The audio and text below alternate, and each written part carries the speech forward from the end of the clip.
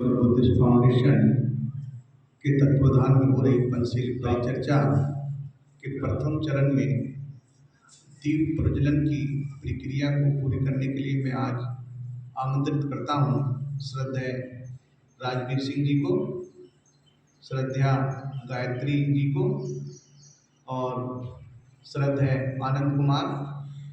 कृपया आएं और दीप प्रज्वलन की प्रक्रिया को पूरी करें।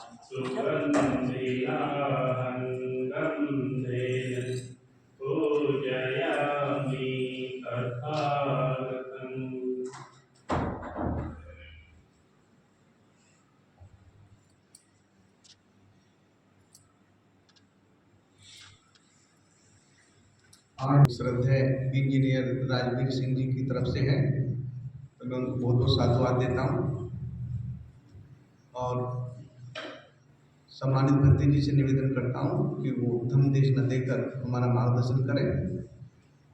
निवेदन करता हूँ कि सभी कृपया हाथ जोड़ लें। नमो तस्से भगवतो अरहतो सम्मा सम्बुद्धस्से। नमो तस्से भगवतो अरहतो सम्मा सम्बुद्धस्से। नमो तस्से भगवतो अरहतो सम्मा सम्बुद्धस्से। नमो तस्से भगवतो अरहतो सम्मा सम्बुद्धस्से।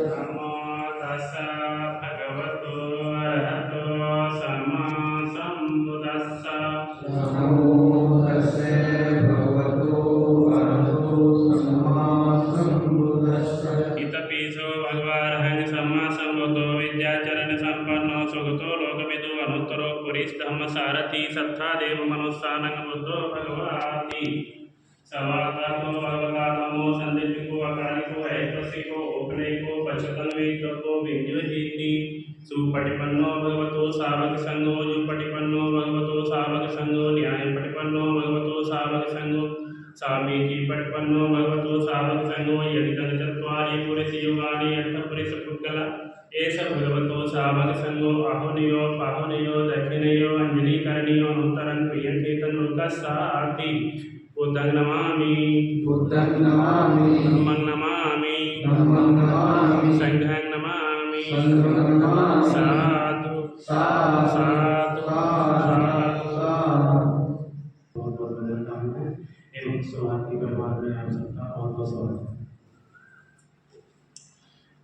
जैसा कि बुद्ध का ये धर्म ये प्राकृतिक है और ये हर जगह काम करता है, चाहे वो किसी भी देश का प्राणी है। यदि हम अन्य संस्कृतियों की तरफ जाते हैं तो बुद्ध को समझते हैं कि ये बुद्ध ने नहीं कहा, ये वास्तव में जो अन्य संस्कृतियों में पाया जाता है सभी सब कुछ बुद्ध ने ही कहा और उनका सेवन करना तो ये बहुत कुशल कर्म की बात होगी। जैसा कि हमारे सामने ये आपको धर्म सेवन करने के लिए व्यवस्था की है, बहुत साधु के पास है और उनका सेवन करना आसान नहीं होता है।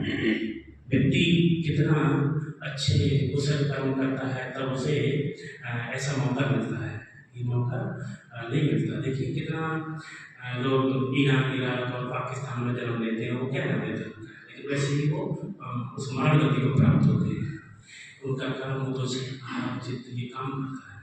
हम लोग इंडिया भारत में क्यों पैदा हुए इसका भी कुछ कारण है और ठीक है हम लोग अपने जीवन में धर्म सेवन करते हैं, ये मौका मिला है और उसका आचरण करते हैं, बहुत अच्छा है। तो इसी प्रकार से प्रचारक ने जेठवना विधान सावधानी में ये घटना एक महाकाल नाम के उपासक ये उपासक होते हैं बुद्ध के धर्म का आचरण करते हैं। तो इनका पूर्व भव का जो कर्म होता है तो इस भव में कैसे उनको प्रताड़ित करता है, ये प्रत्येक व्यक्ति की बात होती है। हम लोगों के लिए यदि कोई ठोकर लग जाती है, कोई दुख होता है, तो हमें लगता है कि मैं तो इतने अच्छे कर्म कर, फिर भी मेरे लिए दुख मिल रहा है। ये दुख मिलना ये हमारे ही अपनों की बात है, हमारे अपने कर्म की बात है। जैसा हमने बीज बोया है वैसे ही हमें फसल को काटना पड़ता है। तो इसी प्रकार से स्थान होता है जेठवना बिहार, तो वहाँ ये उपासक होते हैं, ये धर्म श्रवण करने को जाते हैं और अष्टसिलोपनिषद व्रत भी रखते हैं। इस वक्त में शाम और सुबह जब भी उन्हें समय मिलता है वो जाते रहते हैं। और ऐसे ही अकारणवश एक रात्रि में ये धर्म श्रवण करने जाते हैं। वहाँ तथागत ने धर्म देशना देते हैं और उसी रात्रि एक किसी के घर में चोरियाँ पहले भी होती थी, आज भी होती है। किसी एक उपासक के घर में चोरी हो गई थी। तो जैसे उस समय का जो जीवन यापन करते होंगे लोग, वैसा उस समय का सामान होगा, चूँकि आज महंगा सामान होता है लोगों के घरों में, ऐसा आज की जीवन शैली है। तो उनका जो सामान था वो चोर चुरा करके ले गए। और चोरी जैसे ही उस घर में होती है और घर के जो स्वामी होते हैं, मालिक होता है, उसको पता चलता है कि मेरे घर में चोरी हो रही है और वो शोर मचाने लगते हैं। शोर जैसे मचाते हैं चोर भागने लगते हैं। चोर भागते भागते एक नदी के किनारे पहुँचते हैं। नदी के किनारे पहुँचने पर वो जितना भी सामान उन्होंने चुरा रखा था वो सब नदी के किनारे उन्होंने रख दिया। और वो उनके पीछे ग्रामीण थे, गाँव के लोग थे, भागते हुए गए, शोर मचाते हुए गए और उनकी आंखों के सामने से चोर जो है ओझल हो गए, उनको दिखाई नहीं दिए। ठीक उसी समय हमारे महाकाल नाम के उपासक थे, वो तथागत के यहाँ धर्म श्रवण करने जाते थे। कारणवश उसी नदी के किनारे पोखर होता है जिसमें पानी होता है, तो उसी में अपना हाथ मुँह धो रहे थे रात में।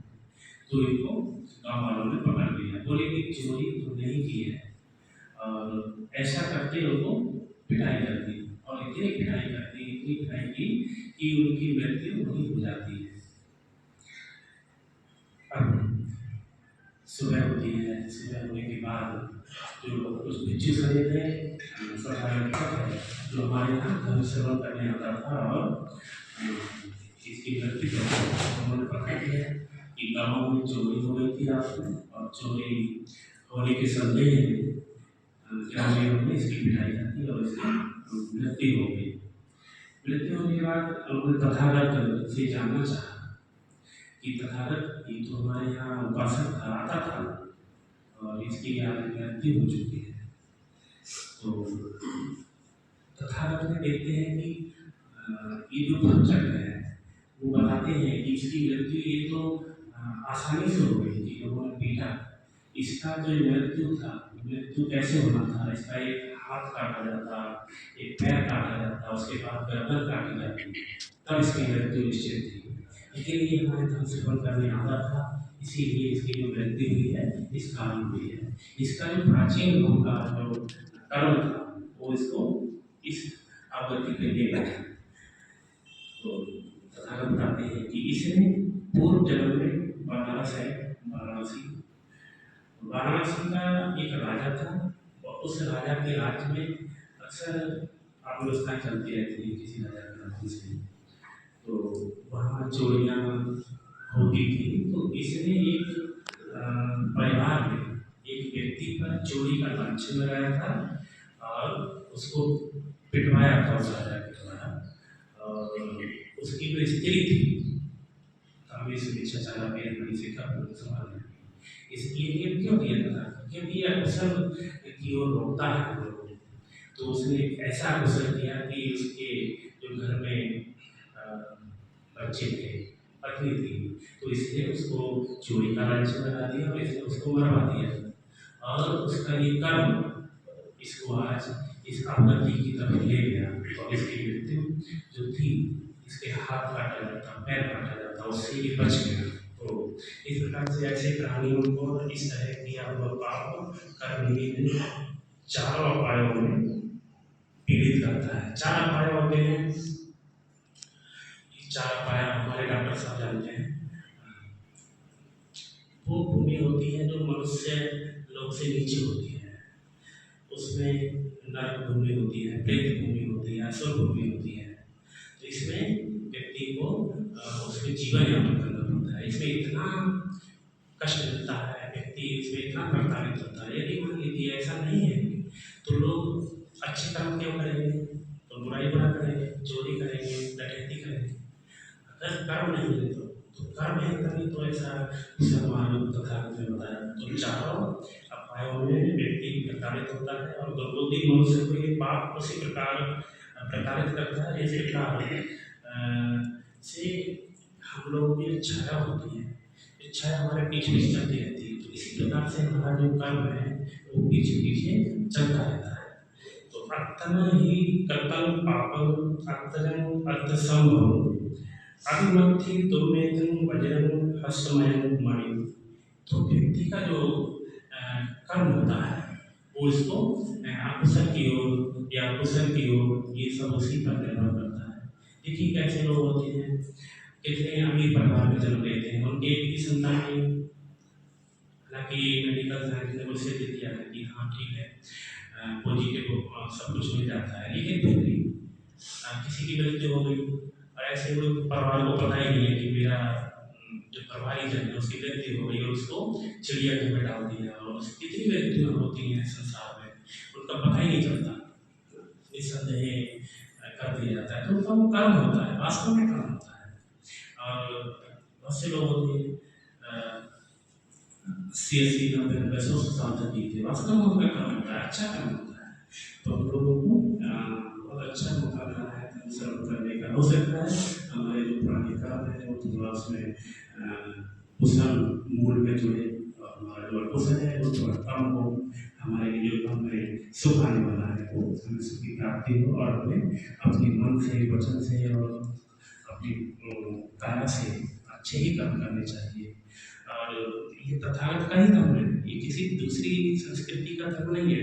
हालांकि दूसरे लोगों ने इसको चोरी कर दिया, चोरी कर दिया और हमको उल्टा लगता है कि अरे तो तुम्हें ऐसा कहा ही नहीं। ये धर्म वो है जो जैसे Thailand, Myanmar, Burma, Cambodia, Laos में पढ़ाया जाता है, वो धर्म श्रेष्ठ। इंडिया में शायद व्यवस्था शायद कहीं हो, कुछ जगह हो सकती है, बाकी तो नहीं है। तो बहुत अच्छा है, आपको मौका मिला है हम सुनने का, तो इसका आचरण करिए, हमेशा अच्छे कुशल कर्म करते रहिए। मनुष्य का जीवन ही कितना होता है, 80-90 साल बस। तो ठीक है, आप लोगों ने इसे ध्यान से सुना। आप सबके लिए बहुत मिशन की ओर से बहुत बहुत वेलकम, सबका वेलकम। साधु साधु साधु। मैं अगली कार्रवाई के लिए आमंत्रित करता हूँ डॉक्टर अतुल कृष्ण जी को, सुभाष यूनिवर्सिटी संस्थाओं के संस्थापक महोदय। अगली कार्रवाई कृपया कर दें।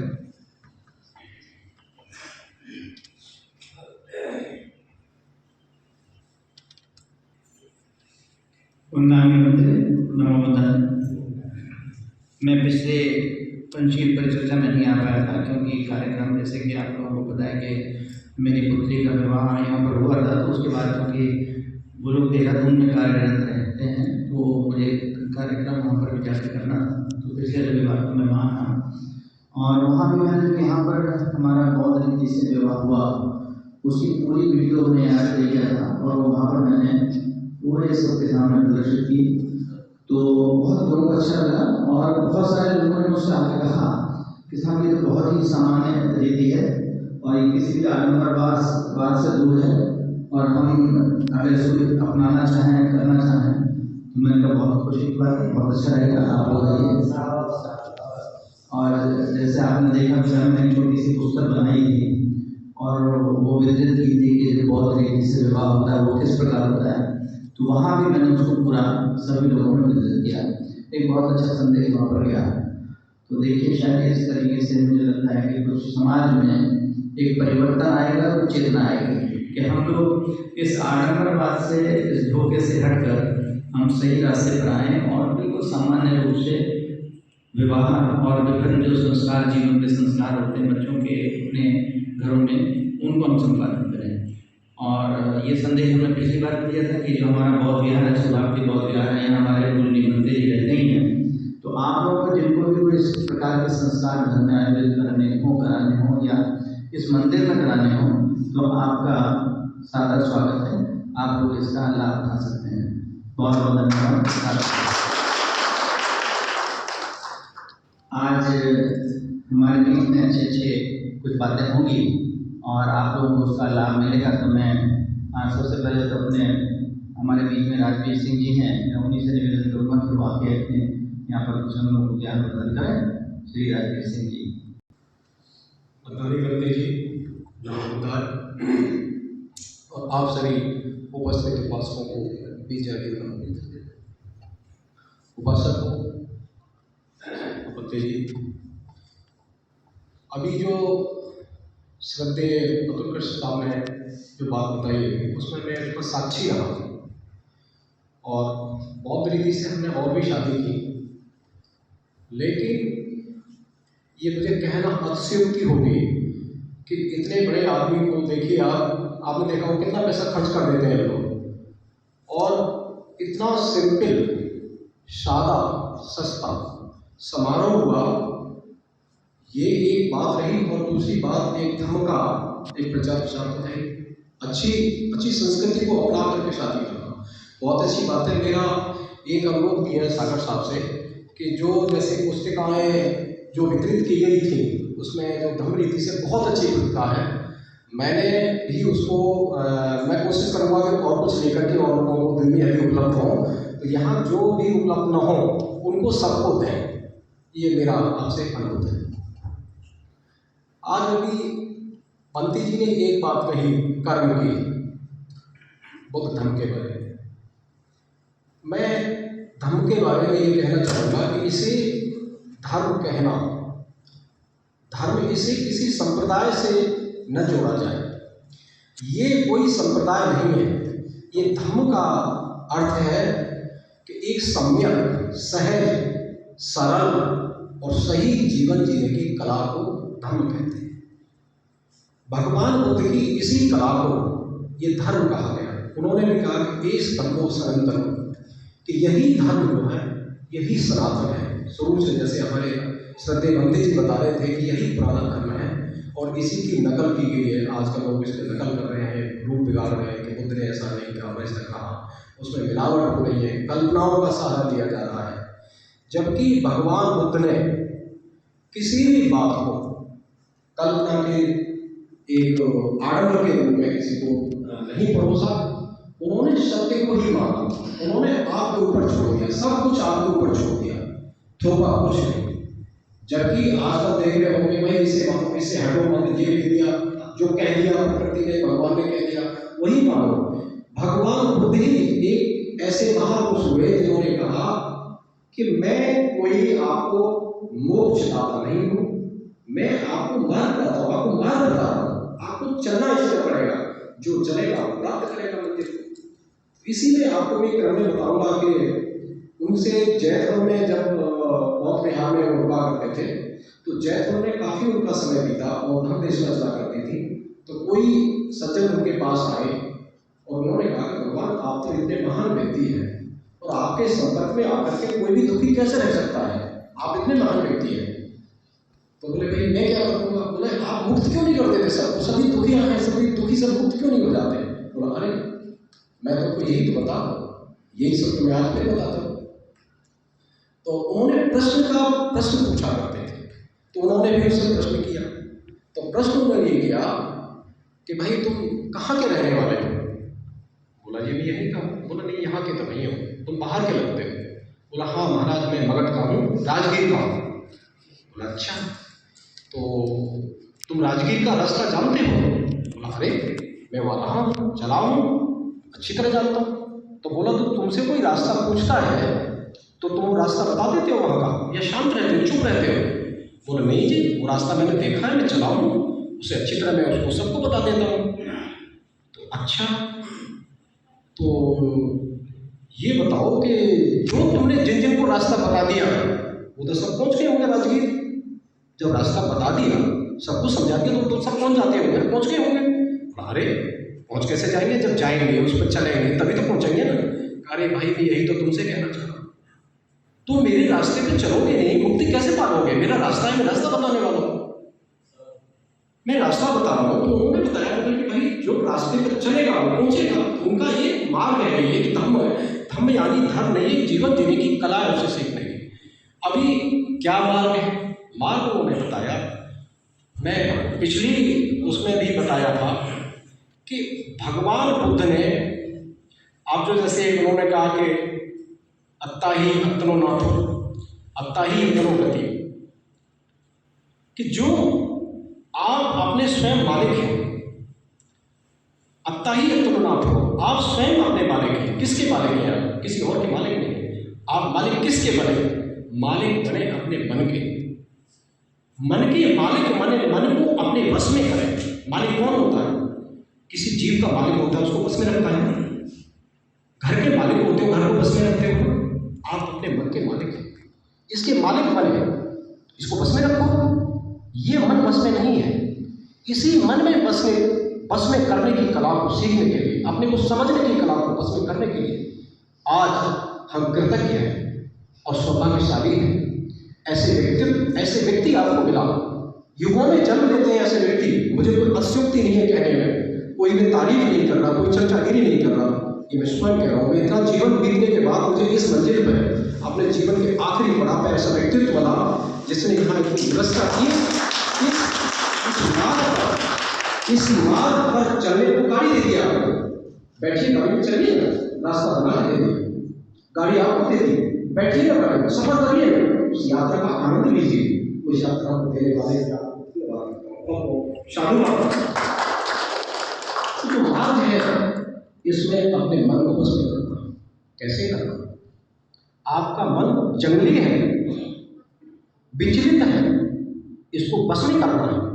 जैसे आप कोई जानवर लाते हैं, जब उस जानवर को अपने बस में करते, हाथी होता है, जंगली हाथी को देखिए, नुकसान कर लेता है, पेड़ों को उखाड़ के फेंक देता है।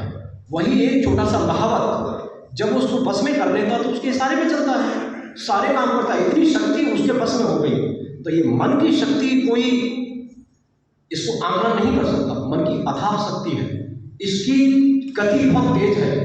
अभी यहाँ बैठा है, देखा अमेरिका पहुंच गया, आपको अमेरिका नहीं जाने देगा, यहाँ रखिए, अपने बस में करना है। नहीं भाई, तो वहीं जाएगा जहाँ हम चाहेंगे। इसलिए तो कहा था अत्ता ही अत्तनो नाथो, आप अपने मालिक हो। किसके मालिक? मन के मालिक। मन को कैसे सही करना है, मन को कैसे बस में करें, वही विधि यहाँ सिखाई जाती है आपको, वही तथागत बुद्ध ने बताया आपको, मन को कैसे बस। तो अभी इसलिए एक मार्ग बताया उन्होंने, अरियो अठंग को मक्को, बंदे जी बैठे, अरियो अठंग को मक्को, यानी 8 अष्टांगिक मार्ग, 8 अंगों का मार्ग भगवान बुद्ध ने बताया। यही मार्ग उन्होंने 3 खंडों में बांटा। ज्यादा देर तो यदि आपको 8 अंगों को मन को यह 3 अंगों में बांटा उन्होंने, सील, समाधि, प्रज्ञा। सील में 3 अंग आए, सम्यक वाणी, सम्यक कर्म, सम्यक आजीविका। दूसरे समाधि में 3 अंग आए, सम्यक स्मृति, सम्यक समाधि, सम्यक दृष्टि, सम्यक व्यायाम, सम्यक व्यायाम। तीसरे में आए तो सम्यक संकल्प, सम्यक दृष्टि, सम्यक वाणी। वाणी कैसी हो हमारी? ये मार्ग है, ये कला है, इसको सीखना है। वाणी कैसी हो? वाणी ऐसी हो किसी की चुगली ना करें, किसी की पीठ पीछे निंदा ना करें जिससे अशांति फैले। आप अगर दूसरों को अशांत कर देंगे, आप मोहल्ले में आग लगा देंगे, तो क्या आग आपके घर में नहीं लगेगी? क्या वो आग आपको नहीं दबाएगी? वो आग आपको भी जलाएगी। आप अशांति करेंगे तो आप शांत कैसे रह सकते हैं? आप दूसरों को बीमार बनाएंगे, लोगों में महल जहर बांटेंगे, आपके वंचित रहेंगे, आपके बच्चे नहीं सीखेंगे। ऐसी वाणी नहीं करनी, ऐसी अशांति नहीं फैलानी। वाणी वो बोली, इसलिए तो कहा कि ऐसी वाणी बोलिए जो मन का आपा होए और अन को शीतल करे आपको शीतल हो। यानी यही बाद के लोगों ने कहा इस बात को, कितने वर्ष बाद कहा, 2500 वर्ष बाद ये बिल्कुल सत्य बात है कि आप वाणी से गलत करके तो देखो, आपको दंड मिलेगा, आपको भी मिलेगा। आप दूसरों को हिंसा कर आप शांत नहीं रह सकते। आप कुछ भी करेंगे तो अपने अंदर विकार जगाएंगे जरूर। आपको अपने मन को विकारयुक्त करना ही पड़ेगा। बिना मन को बिगाड़े हुए आप गलत काम, गलत कर्म या गलत बोली बोल ही नहीं सकते। तो सम्यक वाणी कहा। दूसरा सम्यक कर्म, सम्यक कर्म, सही कर्म, कैसे कर्म हो? कर्म वो हो कि आप जो भी कर्म करें, आपका अधिकार है। कहते हैं अब तो भाई संवैधानिक अधिकार है, हम कुछ भी करें। अरे भाई करो तो सही, लेकिन ऐसा तो मत करो जो आपका भला तो हो, लेकिन दूसरे को हानि क्यों दे रहे हो, दूसरे को कष्ट क्यों कर रहे हो? आप काम करो, अच्छे कर्म, ऐसा सम्यक कर्म। सम्यक आजीविका, आजीविका कैसी हो? आजीविका पैसा गृहस्थ के होना, गृहस्थ के लिए पैसा होना आवश्यक है, होना ही चाहिए। बिना पैसे के एक दोष है किसी भी गृहस्थ को, तो धनहीन होना बहुत बड़ा दोष है। लेकिन भाई धन तो हो, लेकिन धन किस रूप से हो?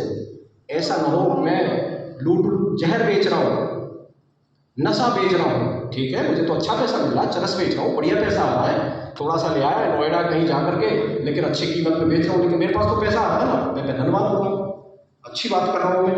लेकिन उस धन से देखिए तो सही कर क्या रहा हूँ? लोगों को तो नशा बेच रहा हूँ, लोगों को तो उसके 5 सिरों में उसका आपका सुरा दे रहे, मध्य प्रमाद उठाना, बेरमड़ी, इसका तो मैं उल्लंघन कर रहा हूँ ना, जहाँ वहाँ कसम ले रहा हूँ इस बात की, है ना, लेकिन नशा बेच रहा हूँ, नशे बना रहा हूँ लोगों को। तो आप आजीविका जो कमाएं, ऐसी आजीविका कमाएं, लेकिन उससे किसी को लूटे नहीं, भ्रष्टाचार न करें, कोई दुखी ना हो, लूटे झूठे इस तरह से न कमाएं किसी को, ये सम्यक आजीविका। दूसरा आता है सम्यक व्यायाम। व्यायाम किसका हो? समाधि। किस चीज़ का व्यायाम? जैसे हम कमज़ोर हो जाते हैं तो श्रद्धे हमारे अतुकर साहब कह रहे थे कि जैसे व्यायाम भी होना चाहिए, तो व्यायाम शरीर का होना ही चाहिए, तो शरीर पुष्ट होता है ना, तंदुरुस्त होता है ना। मन को तंदुरुस्त कैसे करोगे? मन को भी तो स्वस्थ रखना है ना, मन को स्वस्थ कैसे करोगे? मन का व्यायाम। मन आपका पीड़ित है, मन कमजोर है, मन बस में नहीं है, उसको बस में करना है। कैसे कसरत करें? पहली कसरत करो, मन को जांचो, मन को देखो कि आपके मन में कोई दुर्गुण तो नहीं है। ठीक है, दुर्गुण नहीं है, अच्छी बात है, तो ठीक है भाई, इस दुर्गुण को हम निकाल दिया। दूसरी कसरत करो कि यार मेरे अंदर तो ये दुर्गुण है, मेरे अंदर ये दुर्गुण है ही नहीं, अच्छी बात है, दुर्गुण नहीं है तो नहीं आने देंगे साले, कोई बुरी चीज़ें उसे आने ही नहीं देंगे, दरवाजे बंद कर लिए मन के। बुरा है निकाल देंगे, अच्छे के लिए दरवाजा बंद कर देंगे, तुझे घुसने ही नहीं देंगे। दूसरी कसरत।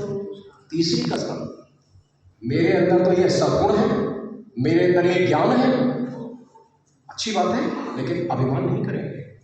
अगर ज्ञान है और उसके साथ अभिमान है तो वो अधूरा ज्ञान है, बेकार का ज्ञान है, वो परोपकारी कभी नहीं हो सकता, लोगों को पीड़ित करेगा, लोगों को लज्जित करेगा। ऐसा ज्ञान जहाँ किसी को छोटा महसूस न होने दे, वो ज्ञान अच्छा है।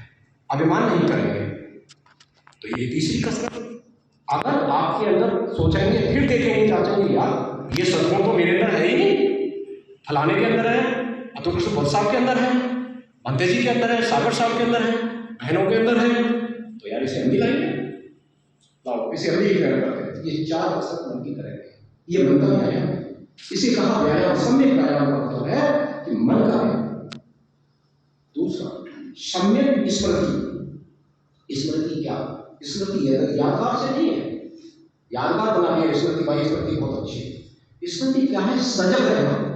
किसके प्रति सजग रहना?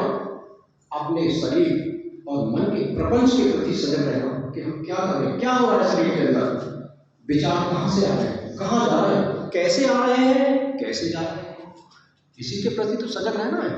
विचार अच्छे लाने हैं, उनके प्रति सजग रहना है, बुरे को नहीं आने देना, सजग रहना है। कोई सद्गुण नहीं आ रहा, सजग रहना है, तो अभिमान नहीं करना। इसी का तो हमें व्यायाम करना, इसी का तो हमें सम्यक समाधि।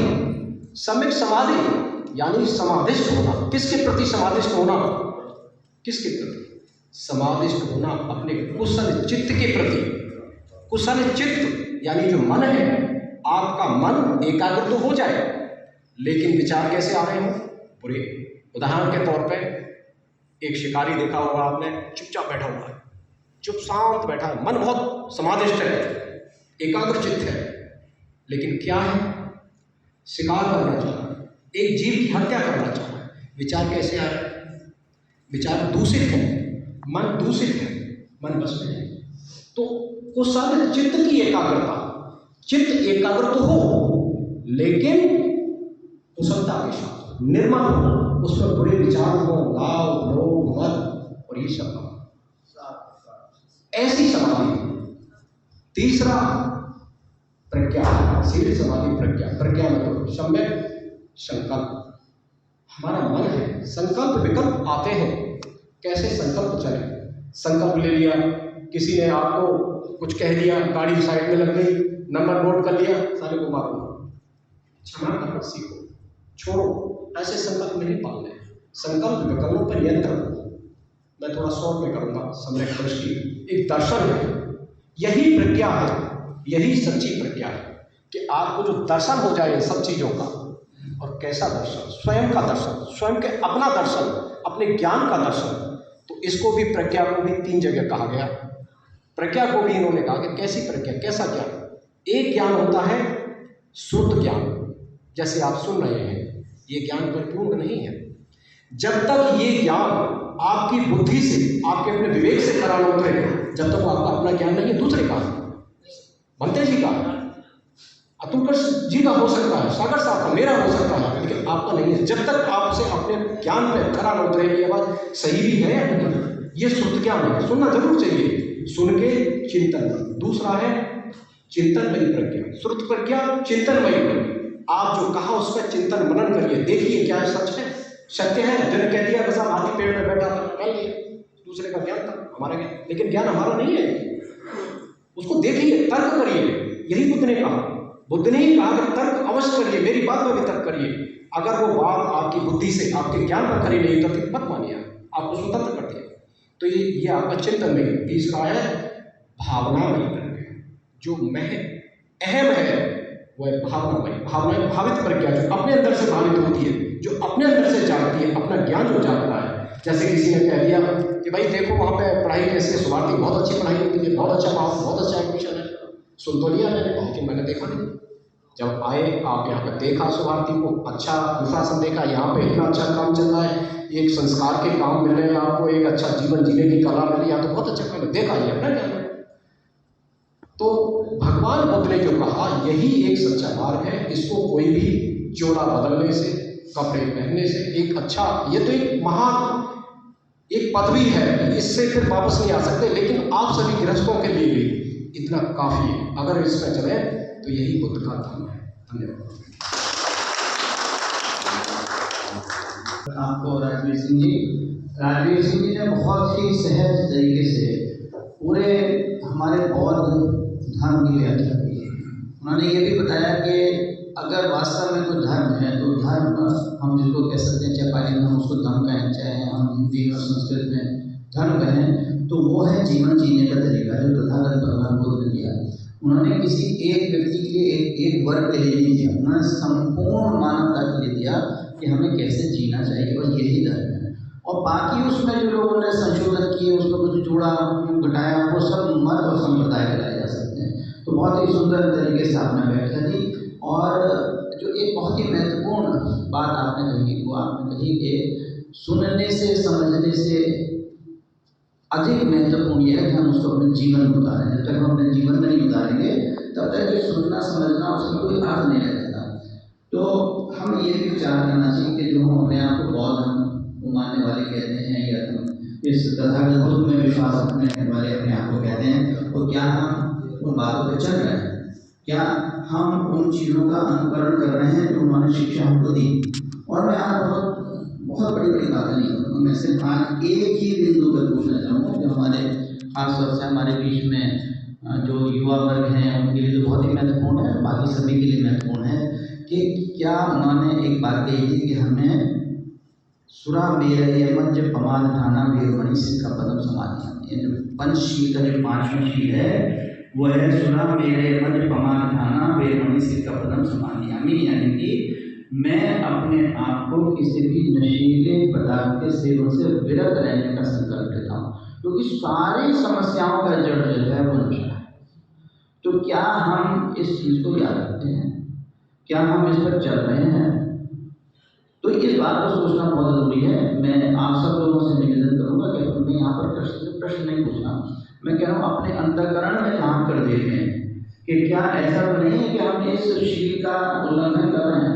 क्योंकि अगर हम इस शील का उल्लंघन कर रहे हैं तो मान के चलिए कि आप अन्य किसी शील का पालन नहीं कर सकते, क्योंकि इसके प्रभाव में आप कितना भी ध्यान कर लीजिए, कितना भी आप सच बोलने की कोशिश कर लीजिए, कितना भी व्यभिचार से दूर रहने की कोशिश कर लीजिए, कितना भी आप हिंसा से विरत रहने की कोशिश कर लीजिए, लेकिन जहाँ ये सुरा और ये नशीला पदार्थ आपके मस्तिष्क पे कंट्रोल कर लेता है, अधिकार प्राप्त कर लेता है, तो आप कुछ नहीं कर सकते, उसी के कंट्रोल में, उसी के प्रभाव में रहते हैं।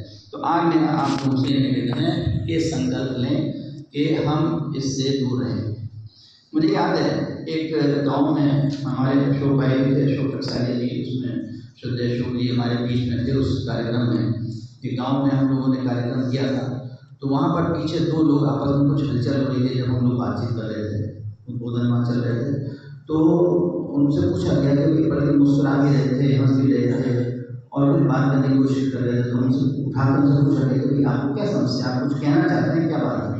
तो उसमें से एक ने कहा कि साहब ये जो आप सब बातें बोल रहे हैं ना, ये मेरा पड़ोसी जो अपने दूसरे लिए थे, इसके लिए तो सब बेकार है।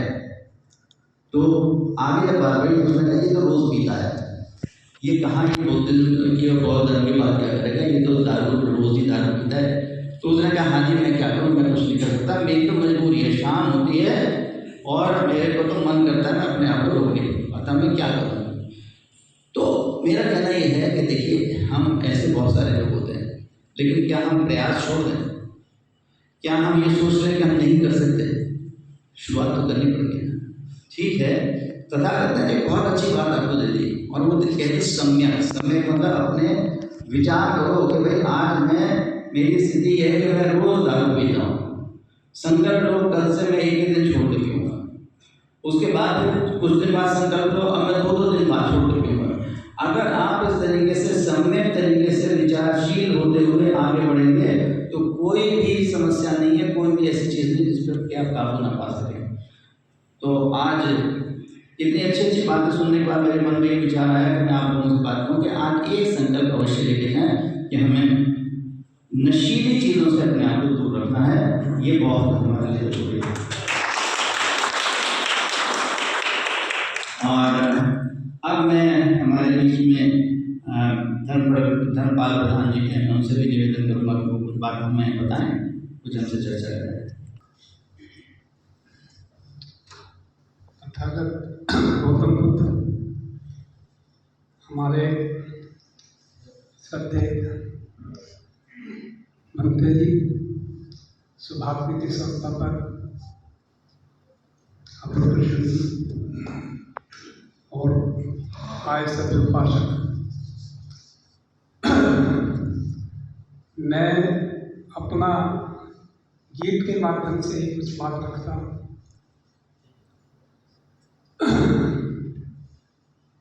ओ बंधु रे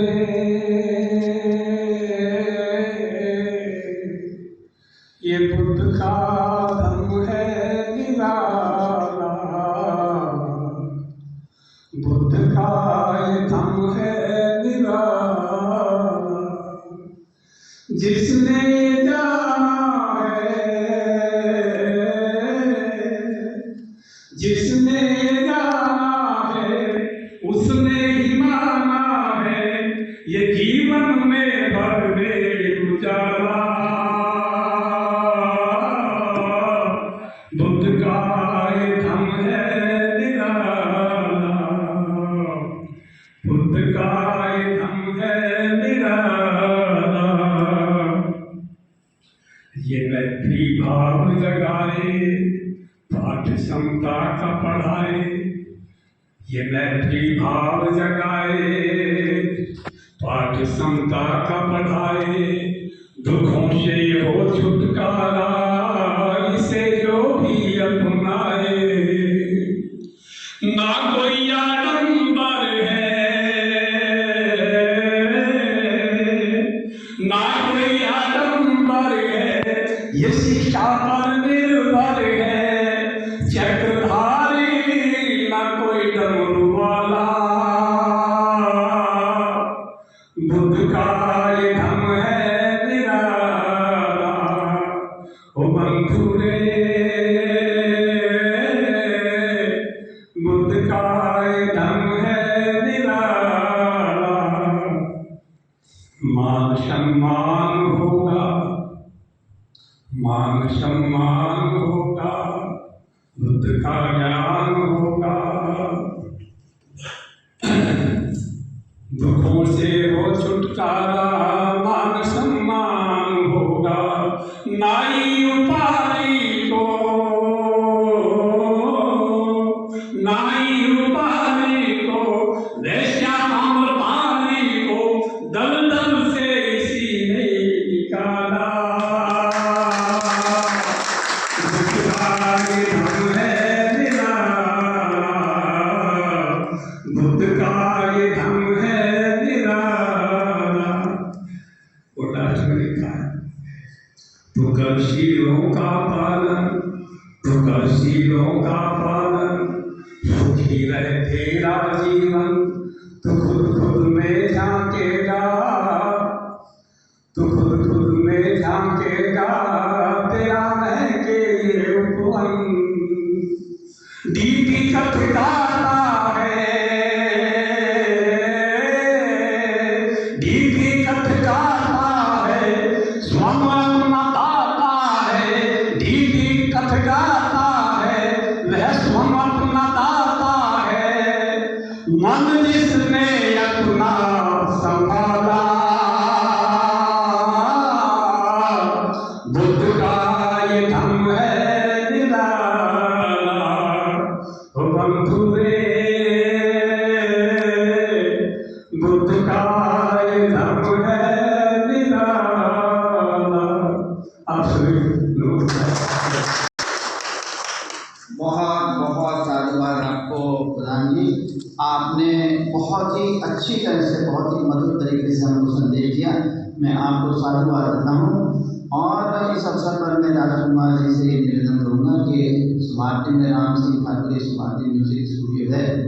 मैं चाहूँगा कि हमारे प्रधान जी भी और सुशीला जी भी और भी हमारे कई लोग ऐसे हैं यहाँ पर जो बहुत अच्छा गाते हैं, एक ऐसा समय में निर्धारित कर लिया जाए अपने निदेशक महोदय से बात करके, जहाँ पर इन सब का हम बहुत ही अच्छी तरीके से सारी रिकॉर्डिंग कर लें और फिर हम सुभारती टीवी पर उसका प्रसारण किया जाए। ना उसके साथ साथ ये गीत है और ये संगीत है, ये बहुत ही महत्वपूर्ण है। तो बहुत बहुत एक बार ना मैं प्रधान जी आपको बहुत बहुत साधुवाद देता हूँ। और जैसे कि आप जानते हैं कि देखिए, कोई भी जो आंदोलन चलता है, जो कोई हमारा मिशन आगे चलता है, वो युवाओं को लेकर चलता है। हम लोग उस स्टेज में हैं जहाँ पर कि हम एक दिशा दिखा सकते हैं, लेकिन ऊर्जा के साथ जिनको आगे बढ़ना है वो हमारा युवा वर्ग होता है। तो आज हमारे बीच में मुस्कान चटवाल जी हैं। मैं मुस्कान से कहूँगा कि पिछली बार की आई थी तो बहुत अच्छा बोला था, अपने विचार यहाँ पर व्यक्त किए थे। तो मुस्कान आप आइए और बोलिए कि आप ही लोगों को इस धम को लेकर आगे चलना है। तो मुझे लगता है हमारे जीवन में दो कल होते हैं, एक कल जो बीत गया है और एक कल जो आने वाला है। और हम इन दोनों कलों की ही चिंता करते हुए आज में नहीं जीते, आज के कार्य पूर्ण नहीं कर पाते। तो बौद्ध धर्म हमें आज में जीने की भी शिक्षा देता है। और आज में जीना, जिसको हम अंग्रेजी में लिविंग इन द प्रेजेंट कहते हैं, वह बहुत आवश्यक होता है समय प्रबंधन के लिए या फिर टाइम मैनेजमेंट के लिए। तो हमें लगता है कि टाइम मैनेजमेंट बस किस कार्य को कितना समय देना है, कौन सा कार्य कब करना है, वो है। लेकिन मुझे लगता है कि बौद्ध धर्म जो है वो समय किस समय पे कौन सा टास्क करना है, हमें किस टास्क को कितनी प्राथमिकता देनी है, उससे काफ़ी आगे है। समय प्रबंधन की परिभाषा बौद्ध धर्म में इससे काफ़ी अलग है। समय प्रबंधन जो है बौद्ध धर्म के मुताबिक यह इस बात पे अहमियत देता है कि हमें किस कार्य को कितना चिंतन करना है, कितनी ऊर्जा, कितना समय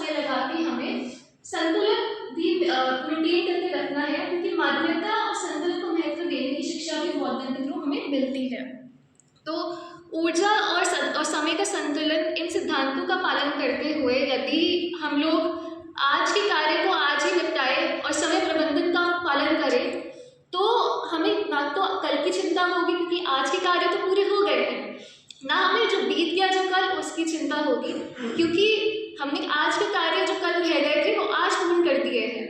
तो मुझे लगता है करना बस इतना है कि बौद्ध धर्म के मुताबिक आज में जीना है और समय प्रबंधन के बारे में सोचना है, ताकि हम आगे बढ़ पाए, आगे अपने कार्य कर पाए और आज में जी पाए। थैंक यू, धन्यवाद।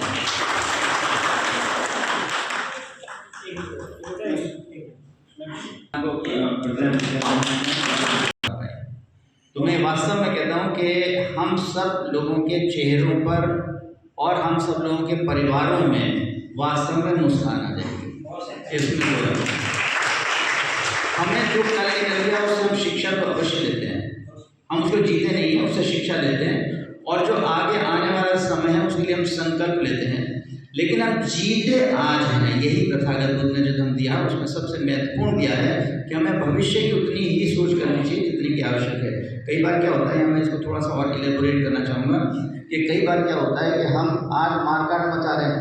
किस बात के लिए मारकाट मचा रहे हैं? इस बात के लिए कि हमें जो अगला जीवन मिलेगा वो उसमें हमको बाग मिलेंगे, आम के बाग मिलेंगे, दूध की नदियाँ बहती होंगी, शहद की नदियाँ बहती होंगी, और हमें न जाने क्या क्या सुख प्राप्त होंगे अगले जीवन में, और उसके लिए हम क्या कर रहे हैं, आज मारकाट मचा रहे हैं। तो यही बात अनुचित है। तथागत बुद्ध ने कहा आज जियो, और आज जी के अपने कष्टों का निवारण करो, दुनिया के कष्टों का निवारण करो, दुख का समाप्त करो, और दुख आज है। अगर आपने आज दुखों का निवारण किया तो भविष्य तो आपका अच्छा होगा ही। क्योंकि अभी जो हमारे पंडित जी ने जब अपनी कथा कही थी उसमें उन्होंने कहा कार्य और कारक सिद्धांत बताया था कि आज आप अच्छा कार्य करेंगे तो कल उसका परिणाम तो अच्छा मिलेगा ही मिलेगा। बहुत सुंदर नुस्खा, आपने छोटी सी बात कही लेकिन बहुत ही गहरी बात थी, बहुत सुंदर नुस्खा।